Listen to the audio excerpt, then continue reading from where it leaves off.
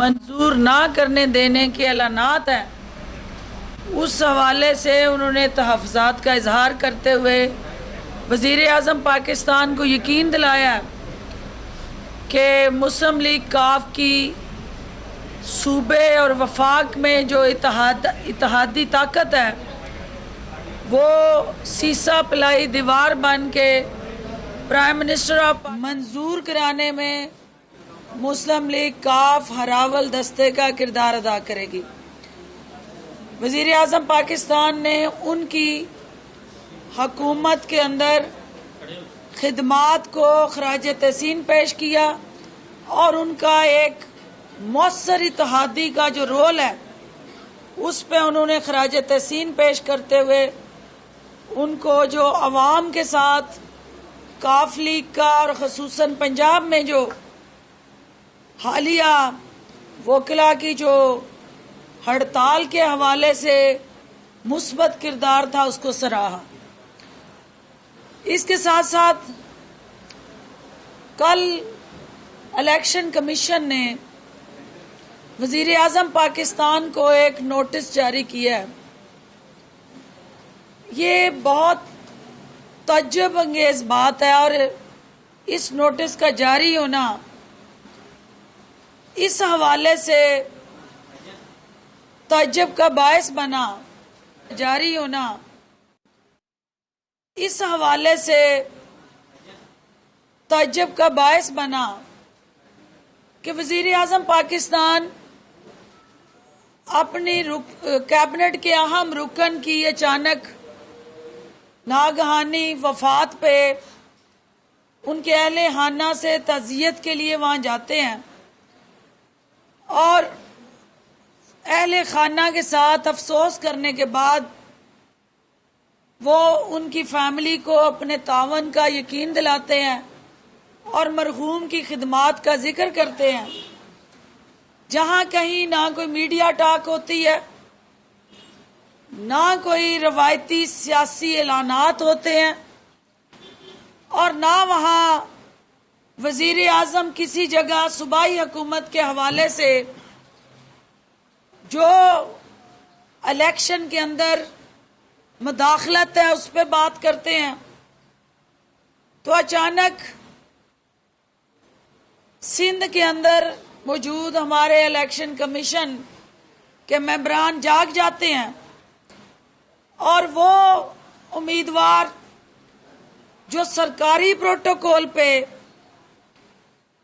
Peoples party के झंडे के तले पुलिस की गाड़ियों में मुतलका SHO की जेरे सरपरस्ती पुलिस स्क्वाड में इलेक्शन कमीशन के ऑफिस कागजात जमा कराने जाता है, सूबाई हुकूमत के तमाम वसाइल का बेदरेग इस्तेमाल उस ज़िमनी इलेक्शन के हवाले से जारी और सारी है। वजीर आला सिंध उस ज़िमनी इलेक्शन के लिए अपने खजाने के मुंह खोलते हैं और मुख्तलिफ वज़रा जो हैं वो बाकायदा जलसे करके वहां इलेक्शन कमीशन के ज़ाब्ता अखलाक की खिलाफ वर्जी करते हुए ऐलानात कर रहे हैं। वहां इलेक्शन कमीशन का किरदार नजर ना आना बहुत बड़ा सवालिया निशान है। हम अदारों को आज़ाद और बाख्तियार बनाने का वज़ीर आज़म का जो मिशन है उसकी सपोर्ट करते हैं और अदारों को अपना आईनी किरदार अदा करना है, तभी नए पाकिस्तान ने आगे बढ़ना है। लेकिन उस आईनी किरदार को सिर्फ यकतरफा अंदाज से असल जो ज़ाब्ता अखलाक की खिलाफ वर्जी करने वाले हैं उन पे उनका नफाज करने की बजाय वज़ीर आज़म पाकिस्तान की ज़ात को टारगेट करके ये नोटिस इशू करना, ये हमारे कमज़ोर अदारों को मुस्तहकम बनाने का जो अज़म है हमारा, वो एक दफ़ा फिर वज़ीर आज़म को और मौजूदा हुकूमत को बावर करवाता है कि अदारे अभी अपने पाँव पे खड़े नहीं हैं, उनको और ज़्यादा बाख्तियार बनाना है। और उसमें इलेक्शन कमीशन एक बहुत अहम इदारा है اور اس کو بااختیار بنانے کا اس پارلیمنٹ نے جو سفر شروع کیا ہے اس کو منقطعی انجام تک لے کے جانا ہے۔ اس کے علاوہ کل ایک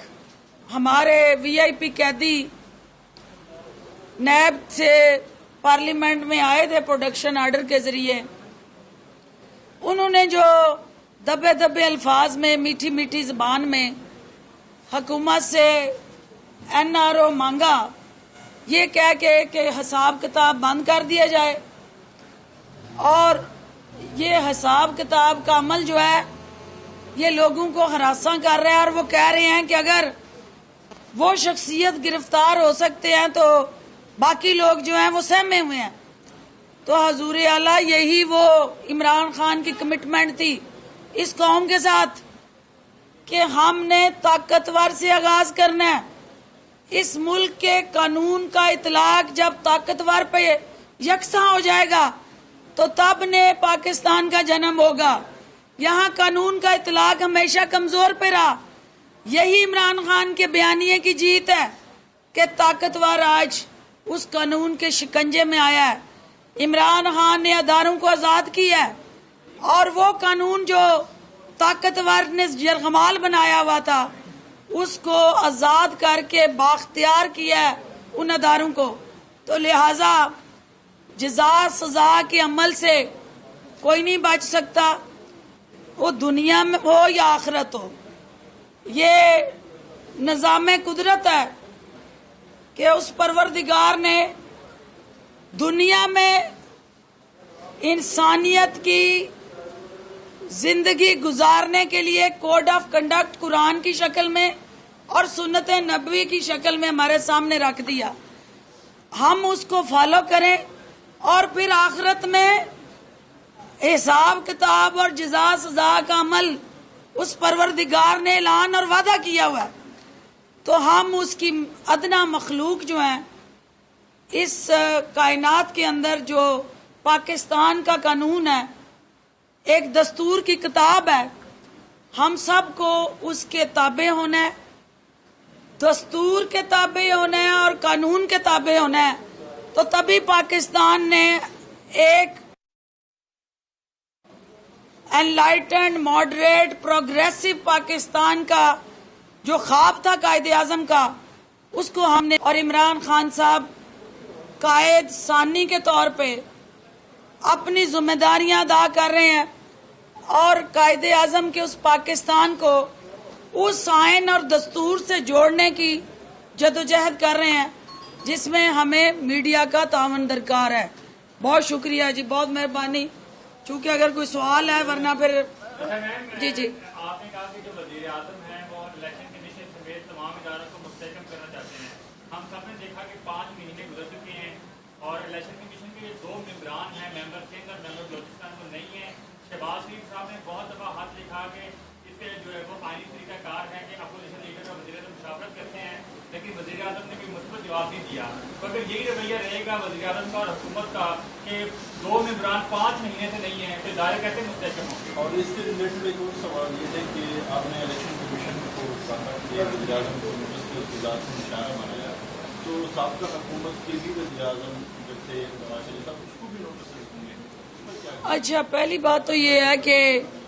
جس شخصیت کا آپ ذکر کر رہے ہیں کہ انہوں نے خط لکھا، خط لکھنے کے بعد وہ پرفضا مقام پہ سیر کے لیے چلے گئے تھے، اور ابھی ان کی آمد ہوئی ہے۔ تو جب وہ صحت یاب ہو کے خشاش بشاش 2.5 گھنٹے کی تقریر کرنے کے بعد انہوں نے اپنی ہیلتھ کا سرٹیفکیٹ قوم کے سامنے رکھ دیا کہ میں اب صحت مند ہوں اور باقی امور انجام دینے کے لیے دستیاب ہوں، تو پھر انشاءاللہ ان کی دستیابی کے بعد وہ پروسیس بھی انشاءاللہ اس پہ پیش رفت ہوگی۔